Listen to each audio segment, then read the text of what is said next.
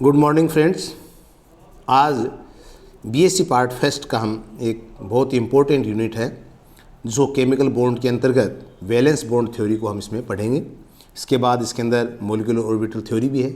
चूँकि ये थ्योरीज आपके 12th में भी बहुत अच्छी तरह आई हुई हैं, उसके बावजूद भी हमें बहुत से कंसेप्ट इसके अंदर और क्लियर करने होंगे। वैलेंस बॉन्ड थ्योरी में देखिए, केमिकल बॉन्ड के तहत हम पढ़ रहे थे किसी भी दो एटम्स के मध्य, जब दो एटम्स के मध्य कोई बॉन्ड बन रहा है तो स्वाभाविक है दो दूर दूर एटम्स रखे हुए हैं, वो अट्रैक्शन पावर के द्वारा एक दूसरे के नज़दीक आएंगे। लेकिन नज़दीक आने की भी एक सीमा है क्यों कि एक का नाभिक दूसरे का इलेक्ट्रॉन, दूसरे का नाभिक पहले का इलेक्ट्रॉन एक दूसरे को अट्रैक्ट करेंगे। इसी के पैरेलल में दोनों इलेक्ट्रॉन, दोनों परमाणु के इलेक्ट्रॉन जो एक दूसरे को प्रतिकर्षित रिपल्सन करेंगे। इसी प्रकार से नाभिक जो है वो रिपल्सन करेंगे। जहां आपको एक एग्जांपल मैंने दिखा रखा है, यहाँ पे देखिए दोनों नाभिक के मध्य क्या हो रहा है, रिपल्सन दिखा रखा है आपको यहाँ। और ये रिपल्सन जो आपको बता रहा है, देखिए ये दोनों क्या है, दोनों नाभिक के मध्य रिपल्सन दिखा रहा है। यहाँ दोनों नाभिक के और इलेक्ट्रॉन, यहाँ क्या हमारे पास इलेक्ट्रॉन है, इलेक्ट्रॉन और नाभिक के मध्य अट्रैक्शन है, इस इलेक्ट्रॉन इस नाभिक के मध्य अट्रैक्शन है। तो ये एक क्लाउड जो बना हुआ है न्यूक्लियस के चारों ओर, इस क्लाउड में पाए जाने वाले जो इलेक्ट्रॉन है वो इलेक्ट्रॉन के प्रति क्या करते हैं, प्रतिकर्षण का कार्य कर रहे हैं। ये इलेक्ट्रॉन इस इलेक्ट्रॉन के प्रति क्या करेगा, प्रतिकर्षण। इसी परिप्रेक्ष्य में आकर्षण और प्रतिकर्षण के मध्य एक ऐसी स्थिति आती है जिस समय आकर्षण इक्वल टू प्रतिकर्षण होता है, रिपल्सन इक्वल टू अट्रैक्शन हो जाता है। उस समय एक बॉन्ड फॉर्मेशन होती है। उस बॉन्ड फॉर्मेशन को हम यहाँ पे बंध के रूप में लेते हैं। वैलेंस बॉन्ड थ्योरी में क्या था, इन्होंने बताया भी है कि एक हमारे पास एटम है, एटम के मध्य बाह्य कक्ष में एक वैलेंस सेल है। वैलेंस सेल में नंबर ऑफ अनपेयर्ड इलेक्ट्रॉन किस स्थिति में है, कितने हैं, उसके अनुसार उसकी बॉन्ड फॉर्मेशन होती है। वो क्या होती है, दोनों एटम्स के मध्य जब ओवरलैपिंग होती है, अतिव्यापन की क्रिया होगी, तो दोनों परमाणुओं के मध्य एक क्लाउड, एक स्पेस क्रिएट हो जाएगा जहाँ पे एक बॉन्ड फॉर्मेशन या कैसे इलेक्ट्रॉन की डेंसिटी मैक्सिमम बन जाती है। तो ये फॉर्मेशन जो बताई थी, किसने बताई थी, ये हमारे पास वैलेंस बॉन्ड थ्योरी में बताई गई थी। देखिए इसको आप थोड़ा सा डिटेल में ले लें, क्योंकि हिंदी के विद्यार्थी भी हैं आप, तो इसको थोड़ा सा मैंने आज फिर एक हिंदी के अंदर ही किया है। इसको देखिए, वैलेंस बॉन्ड थ्योरी में क्या था, इसको सर्वप्रथम हिटलर व लंदन ने तरंग यांत्रिकी के सिद्धांत के आधार पर इसको समझाया, वेव मैकेनिक्स के आधार पर इसको समझाया कि वे पहले नंबर ऑफ अनपेयर्ड इलेक्ट्रॉन थे, उसके बाद इसको वेव्स के रूप में लिया, पहले का इलेक्ट्रॉन दूसरे का नाभिक, दूसरे का इलेक्ट्रॉन पहले का नाभिक, और एक स्थिति आ रही है कि दूसरे का नाभिक पहले का इलेक्ट्रॉन। तो ये दोनों स्थिति में जब आकर्षण और प्रतिकर्षण की स्थिति बनती है तब एक बॉन्ड फॉर्मेशन हो रही है। वो कैसे हो रही है, पॉलिंग, उसी के बाद इसके अंदर एक संशोधन फिर करते हुए पॉलिंग और स्टेलर ने वैलेंस बॉन्ड थ्योरी के अंदर एक डायरेक्शनल प्रभाव को भी शोध किया और इसके अनुसार एक हाइब्रिडाइजेशन को भी व्याप्त किया, जहाँ पे LHC थ्योरी के आधार पे linear combination of atomic theory का डेवलपमेंट भी हुआ। ये पॉलिंग और स्टेलर ने आफ्टर टू हिटलर और लंदन के बाद में जो मॉडिफाइड किया, उसके अंदर इस चीज़ को हम पढ़ पाएंगे। देखिए इसका मुख्य बिंदु क्या थे, संयोजकता बंध बनने में केवल बाह्यतम कोश में इलेक्ट्रॉन ही भाग ले, आउटर मोस्ट सेल में प्रेजेंस ऑफ इलेक्ट्रॉन की जो स्थिति है वही क्या है, वैलेंस बॉन्ड थ्योरी के लिए उत्तरदायी है, या ये कह सकते हैं VBT के लिए उत्तरदायी है। तो आउटर मोस्ट सेल में पाए जाने वाले इलेक्ट्रॉन जो है इसके अंदर भाग ले सकते हैं, जिसको हम वैलेंस सेल कहते हैं। सेकेंडली, प्रत्येक बंधित परमाणु की अपनी अलग पहचान होती है। प्रत्येक बॉन्डेड एटम की जो एक अलग, जिसको हाइब्रिड के रूप में हम जानना चाहते हैं, वो एक अलग उसकी पहचान होती है, अलग उसकी एनर्जी होती है, क्योंकि बॉन्डेड होने से पहले उसकी एनर्जी अलग थी, बॉन्डेड होने के बाद एक एनर्जी अलग आती है, जिसको हम हाइब्रिडाइजेशन संकरण के द्वारा हाइब्रिड ऑर्बिट के रूप में पढ़ेंगे। परमाणुओं के मध्य बंध बनने पर प्रयुक्त इलेक्ट्रॉन अपनी पहचान खो देते हैं। मैंने कहा था ना, पहला इलेक्ट्रॉन, जैसे देखिए ये नाभिक हमारे पास था, एक ये नाभिक है, यहाँ पे ये नाभिक बना हुआ है और यहाँ पे ये इलेक्ट्रॉन है, ये दूसरा नाभिक हमारे पास बना हुआ है, ये इलेक्ट्रॉन है। तो जब ये आकर्षण होंगे एक दूसरे से, ये आकर्षित होंगे एक दूसरे से, तो क्या होगा, आकर्षण के पश्चात इनके पास ऐसी स्थिति आ जाएगी, ये नाभिक अपने इलेक्ट्रॉन की पहचान को खो देगा कि ये इसका इलेक्ट्रॉन A1 या 2, ये इसका इलेक्ट्रॉन है या A1 का है, तो इसका मतलब 2 का ये इलेक्ट्रॉन है या ये इलेक्ट्रॉन है। तो थर्ड पॉइंट में हमने ये बताया कि प्रत्येक परमाणु के मध्य बंध बनने पर जो प्रयुक्त इलेक्ट्रॉन जो है वो क्या कर देंगे, अपनी पहचान खो देंगे। इसको हम आइडेंटिफाई नहीं कर पाएंगे कि this electron will be first atom at this electron be another atoms, no. तो यहाँ पे हम उसकी पहचान को नहीं बता पाते हैं। फोर्थ है, बंध के इलेक्ट्रॉन का दोनों परमाणु के मध्य आदान प्रदान होता रहता है, जिससे बंध की स्टेबिलिटी बढ़ जाती है। उसकी ओवरलैपिंग जितनी ज़्यादा होगी उसकी स्टेबिलिटी भी उतनी ही बढ़ेगी। इसको एक एग्जाम्पल से हमने H2 का एक एग्जाम्पल लेकर उसको बताने की कोशिश की है। देखिए H2 बनने की में दोनों हाइड्रोजन परमाणु को एक दूसरे के समीप लाया जाता है। दोनों हाइड्रोजन मैंने कहा था H1 H2, ये दो हमारे पास है, जिसका ये भी 1s1 इसका 1s1, तो हाइड्रोजन फर्स्ट हाइड्रोजन सेकेंड दोनों को एक दूसरे के समीप लाया जाता है, जिससे उनके मध्य विभिन्न आकर्षण व प्रतिकर्षण बल कार्य करते हैं, जो मैंने यहाँ बताया होगा। देखिए यहाँ पे दोनों इलेक्ट्रॉन एक दूसरे के नज़दीक आए, इसका 1s इलेक्ट्रॉन इसका 1s इलेक्ट्रॉन दोनों यहाँ पे आए, ओवरलैपिंग हुई, बीच में एक क्लाउड आपको दिखाई दे रहा है। देखिए ये दोनों ओवरलैपिंग होने के पश्चात ये बीच में दोनों का अतिव्यापन दिखाई दे रहा है, ये है ओवरलैपिंग। ठीक है, अब इसके पश्चात क्या है, दोनों परमाणुओं को जिनको में हम HA और HB नाम दे दिया, फर्स्ट को हमने HA दे दिया, दूसरे को HB दे दिया। ये दोनों परमाणु एक दूसरे से अनंत दूरी पे हैं, अर्थात इनके मध्य कोई पारस्परिक क्रिया नहीं हो रही है, उस समय इंडिपेंडेंट है the first electron of the HA1 का and second electron the HB का, दोनों के अपने अपने इलेक्ट्रॉन हैं। माना परमाणु क्या कहा मैंने, HA का तरंग फलन। अब यहाँ पे हम लेते हैं वेव फलन, क्यों हमने कहा था पॉलिंग की थ्योरी को इसके साथ हम जोड़ते हुए। वेव फलन में HA का तरंग फलन हमने कहा साई ए का रिप्रेजेंटेशन है, तरंग फलन का मान है A परमाणु का, और दूसरे का HB का तरंग फलन HB साई B नाम दिया है। ये मानते हुए कि इलेक्ट्रॉन फर्स्ट HA से तथा इलेक्ट्रॉन सेकेंड HB से संबंधित है। इलेक्ट्रॉन दोनों में एक एक है, लेकिन HA के अंदर एक इलेक्ट्रॉन को हमने फर्स्ट नाम दे दिया, HB के अंदर पाए जाने वाले इलेक्ट्रॉन को हमने सेकेंड नाम दे दिया।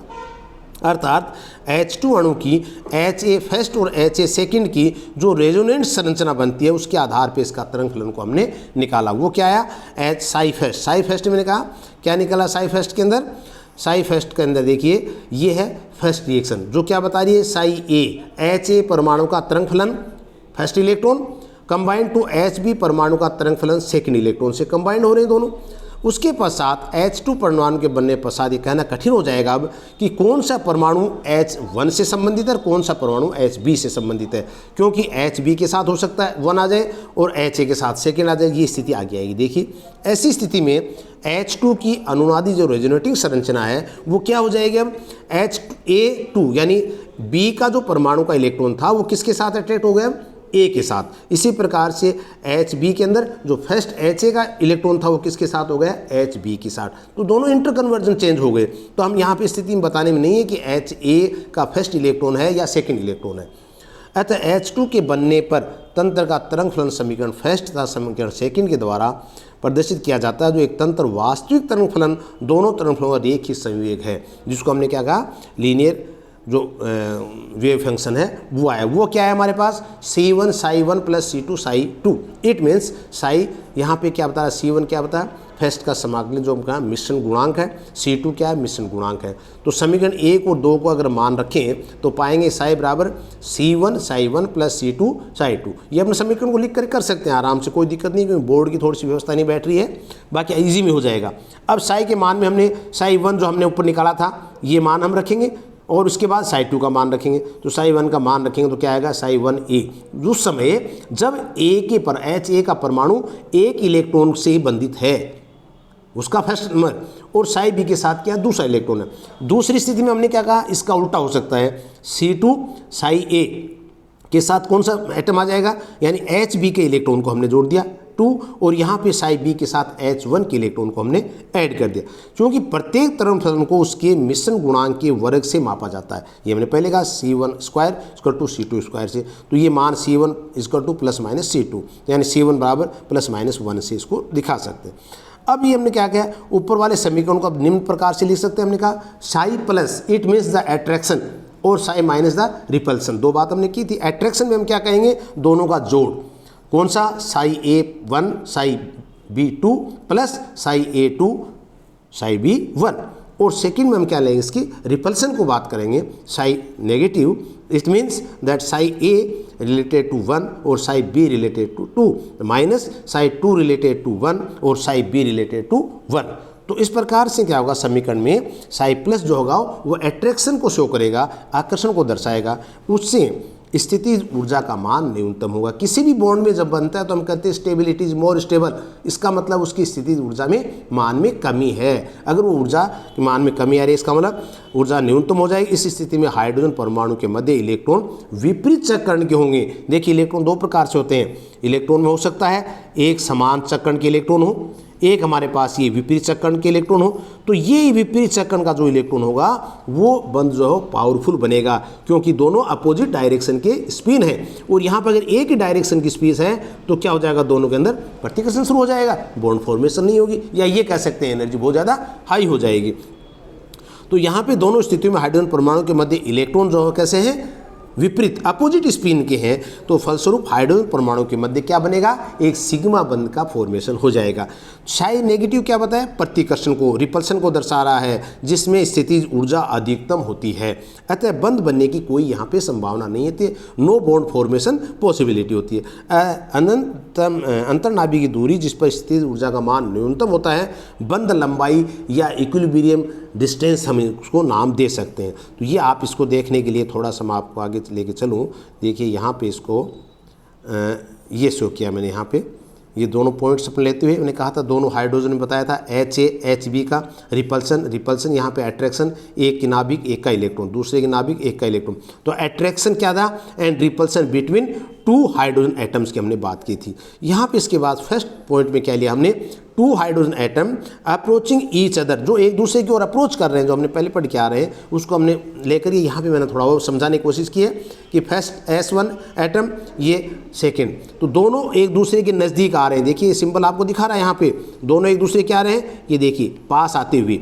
अब क्या होगा, दोनों पास आएंगे तो क्या बनेगा, ओवरलैपिंग होगी, ओवरलैपिंग के द्वारा देखिए मध्य में मैंने क्या बताया, इसका ओवरलैपिंग को बताया।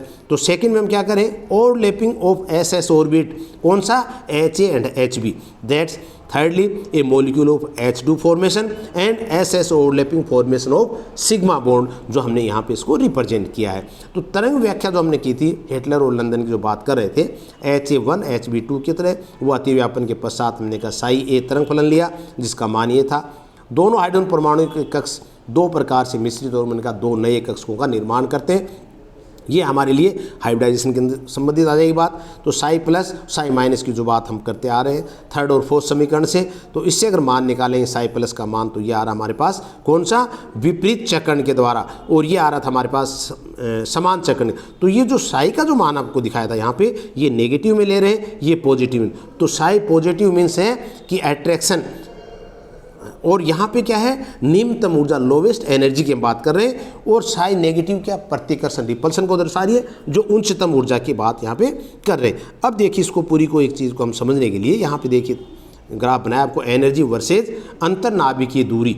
अंतर्नाभिकीय दूरी मैंने कहा था, ये जो आपको सिंबल बना रहा है यहाँ पे, ये सिंबल क्या शो कर रहा है, यहाँ पे डिस्टेंस को शो कर रहा है और अट्रैक्शन को शो कर रहा है। It means Sai plus that is विपरीत चक्रण वाला, वह अतिव्यापन द्वारा H2 का निर्माण, सिग्मा बंध का निर्माण हो रहा है। यहाँ पे देखिए बॉन्ड बनने की फॉर्मेशन नहीं हो रही है, हायर एनर्जी दिखा रहा है, ये एनर्जी यहाँ आ रही है, ये एनर्जी यहाँ आ रही है। तो ये जो एनर्जी, हायर एनर्जी जो है स्थितिज ऊर्जा, ये किसके कारण हो रही है, समान चक्रण के कारण, पैरेलल चक्रण के कारण होती है, स्पिन के कारण हो रही है, जिसके कारण की ऊर्जा हाई हो रही है। और ये क्या करता है, परमाणु पृथक पृथक रहना पसंद करते हैं, न कि यहाँ पे बॉन्ड फॉर्मेशन होना। तो ये हमें यहाँ पे समझना होगा इसको। साई प्लस से निकाली गई H2 की ऊर्जा और अंतर्नाभिक की दूरी का मान, तरंग फलन जो हमने निकाला वो 72.4 किलो कैलोरी पर मोल है, और जो अंतर्नाभिक की दूरी है वो 0.8 एंगस्ट्रॉन है। लेकिन ये हम करें प्रायोगिक मान जो है इसका कितना आ रहा है, 103.2 किलो कैलोरी पर मोल, और जो डिस्टेंस आ रही है वो 0.74 एंगस्ट्रॉन आ रही है। तो ये जो अंतर है ना, ये अंतर क्यों आया, थ्योरी और प्रैक्टिकल, थ्योरी हमने करके देखा, प्रैक्टिकल हमारा मान ये आ रहा। तो इसको बताने के लिए कह रहे हैं कि इसके लिए पोलिंग ने रेजोनेंस की अवधारणा, तो रेजोनेंस की अवधारणा कहाँ शुरू हुई, देखिए रेजोनेंस की अवधारणा यहाँ शुरू होती है कि किस प्रकार से ये रेजोनेट कर करके रेजोनेटिंग स्ट्रक्चर बनते हैं, और उस रेजोनेटिंग स्ट्रक्चर में हाइब्रिड स्ट्रक्चर बनता है रेजोनेटिंग, उसका जो मान जब निकालेंगे तो ये मान क्या होगा, लगभग इसके मान बराबर आ जाता। तो इसमें देखिए दोनों फर्स्ट आयनिक बंध के रूप में दिखाया हमने रेजोनेटिंग में। ये देखिए HA, ये आपको दिखाऊं मैं, देखिए ये आपने एक रेजोनेटिंग स्ट्रक्चर, ये दूसरा, ये तीसरा। अब देखिए स्थिति तो हमारे पास, क्योंकि एक एक इलेक्ट्रॉन दोनों के पास है, अगर ये समान इलेक्ट्रॉन है तब तो क्या हो जाएगा, अपने अपना बराबर का हक ले लिया दोनों ने, एक एक इलेक्ट्रॉन हो गए। अगर मान लीजिए H वाला इलेक्ट्रॉन B के पास चला जाता है तो HB के पास नेगेटिव चार्ज आ जाएगा, HA के पास क्या जाएगा, पॉजिटिव चार्ज। अगर इसका उल्टा ले लें तो HA के पास जब दोनों इलेक्ट्रॉन आ जाएंगे तो नेगेटिव चार्ज हो जाएगा, B के पास पॉजिटिव चार्ज होता है। तो ये चार्ज जो है इसका मतलब दो प्रकार से हम बात कर सकते हैं कि फर्स्ट और सेकंड, ये फर्स्ट है, ये सेकंड है। तो ये दोनों क्या हैं, आयनिक रूप हैं दोनों ही, जिनकी तरंग फलन का योग आयनिक तरंग फलन साई आई द्वारा दिया जा रहा है। तो यहाँ पे हमने तीसरा एक सिंबल ले लिया, साई आई। अब ये क्या बता रहा है, साई आई, साई ए साई ए के अंदर, यानी पहले ए को हमने ले लिया जिसके पास पहला इलेक्ट्रॉन भी है और दूसरे का इलेक्ट्रॉन भी है, प्लस साई बी जिसके पास पहला इलेक्ट्रॉन भी है और दूसरे एच बी का इलेक्ट्रॉन भी है। ये एक नई समीकरण बन गई। इसको और सिद्ध करने के लिए psi t equal to psi plus lambda psi i हमने क्या लिया था यहाँ पे, तरंग फलन, आयनिक तरंग फलन, जो रेजोनेटिंग स्ट्रक्चर का तरंग फलन था, वेव फंक्शन था, उसको हमने साई आई से दिखा दिया, जिसको लेमडा के साथ संबंधित कर दिया, प्लस साई प्लस जो आकर्षण को दिखा रहा। तो यहाँ पे देखिए लेमडा इस तरह H2 के लिए मान जो है वो 11, H2 के लिए प्रत्येक इलेक्ट्रॉन की परिरक्षण, शील्डिंग इफेक्ट एवं अन्य प्रभाव को भी अगर इसमें शामिल कर दें, तो हमने रेजोनेंस के प्रभाव को शामिल कर दिया, इसी प्रकार शील्डिंग इफेक्ट को शामिल कर दिया, और ये करें और भी कई प्रभाव इनको अगर शामिल कर दें तो ऊर्जा का मान कितना आ रहा है 102.8 किलो कैलोरी पर मोल, जो कि लगभग हमारे प्रायोगिक मान के बराबर आ रहा है। और अंतर्नाभिकीय दूरी 0.8 थी, वो 0.74 एंगस्ट्रॉम की भागी, जो प्रायोगिक मान के काफ़ी नज़दीक है। तो इसको हमने क्या कहा नए रूप में कि परमाणु के मध्य जब विपरीत चक्रण वाले अयुग्मित इलेक्ट्रॉन आपस में मिलते हैं तो वे कक्षकों के अतिव्यापन द्वारा एक सहसंयोजक बंध का निर्माण कर लेते हैं और तंत्र स्थायी होकर निम्न ऊर्जा स्तर में आ जाता है। अब देखिए वापस इसको हम वहीं लेते हैं जो हम बात छोड़ के चले थे बीच में। तो ये हमारे पास एक समीकरण आई और जिसकी हमने बात की थी कि साई के मान को हम कैसे रिप्रेजेंट करें। अब आता है कि valence bond theory, molecular orbital theory. इससे पहले एक चीज़ अपन और देखें इसके अंदर जो हमने ली थी, और वो है ये अपना, इस चीज़ को हम लेंगे यहाँ पे कि इन असेंशियल कर दिया the first covalent bond and sigma bond की जो बात कर रहे हैं is formed when two atom share electron. तो वैलेंस बॉन्ड थ्योरी में हमने क्या कहा था, संयोजकता बंध में क्या कहा था कि sharing of electron between two atoms, दो एटम्स के मध्य जब शेयरिंग ऑफ इलेक्ट्रॉन हो रहा है तो for when two atoms share electron in between form their electron clouds, तो वहाँ सिग्मा बॉन्ड बन रहा था।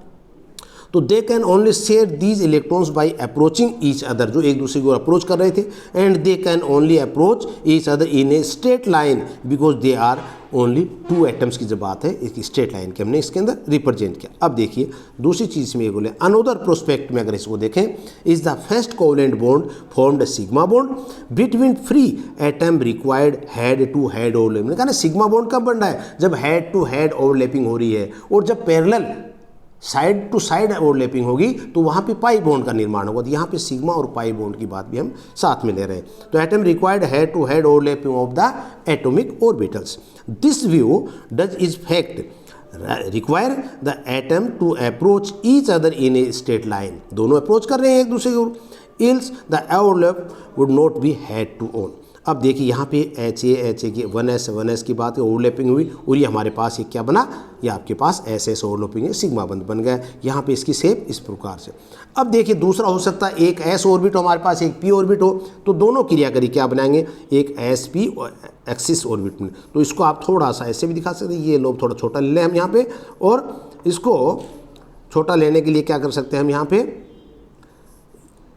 ये देखिए आप इसको इस रूप में भी दिखा सकते हैं कि ये हमारे पास एक बड़ा लोब बन जाएगा और एक ये छोटा लोब बन जाएगा। तो छोटे लोब को हम इस रूप में दिखा सकते हैं कि SS के अंदर जो आप बात कर रहे थे SS ऑर्बिट में नहीं होगा, SP ऑर्बिट के अंदर एक बड़ा P लोब बन जाएगा, एक छोटा लोब बन जाए।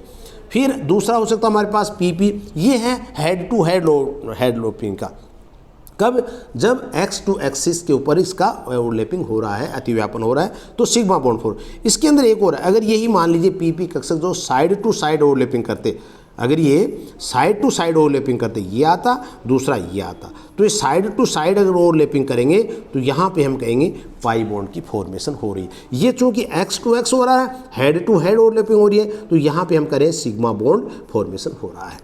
तो ये आ रहा है इसके बाद। तो either way forming the first covalent bond require two free atom in approach each other in a straight line which is therefore directional प्रभाव। ये एक डायरेक्शनल प्रभाव कराता है कि इसका दिशात्मक गुण है। दिशात्मक गुण एस कक्षक की हम बात करें तो यहाँ देखिए दिशात्मक गुण के लिए ये हमारे पास एस कक्षक है, कोई दिशात्मक गुण नहीं है, कहीं से भी क्रिया कर सकता है, किसी ओर से, सारी साइड क्या है इसका, एक स्पेरिकल गोलाकार आकार है। अगर P की हम बात करें तो यहाँ पे आप देखिए ये हेड टू हेड, यहाँ पे नोडल है इसका, ये नोडल तल जहाँ पे इलेक्ट्रॉन की पाए जाने की संभावना सबसे कम होती है। तो ये जो हेड टू हेड की हम बात करें तो यहाँ पे इलेक्ट्रॉन की डेंसिटी है तो ये क्या कहलाएगा हमारे पास कि इसका डायरेक्शनल प्रभाव कहलाएगा, क्योंकि जिस ओर डायरेक्शन होगा, जिस ओर उसकी इलेक्ट्रॉन डेंसिटी ज़्यादा होगी, एक्टिव पोर्शन ज़्यादा होगा। Even if you the discuss the second covalent bond की हम बात कर रहे हैं, मैं एक हमने सिग्मा बात की, दूसरा which is the pi bond that require side लोग, यानी साइड टू साइड ओवरलैपिंग इसको हम कह सकते हैं। पार्श्व अतिव्यापन इज द डिफरेंस वे। देखिए नोडल प्लान मैंने बताया आपको, perpendicular of the bonding axis make the orbital anti bonding. ये आपके देखिए दोनों नोडल हैं, यहाँ पे out of the P pi bond formation हो रही है। तो ये नोडल बॉन्ड की हमने बात की थी इन फेज पाई ऑर्बिटल में, out phase of the pi orbital, ये आपकी रिएक्शन दिखा रहे हैं जिसके अंदर पाई बंद का बनना आपको इसमें बताया गया।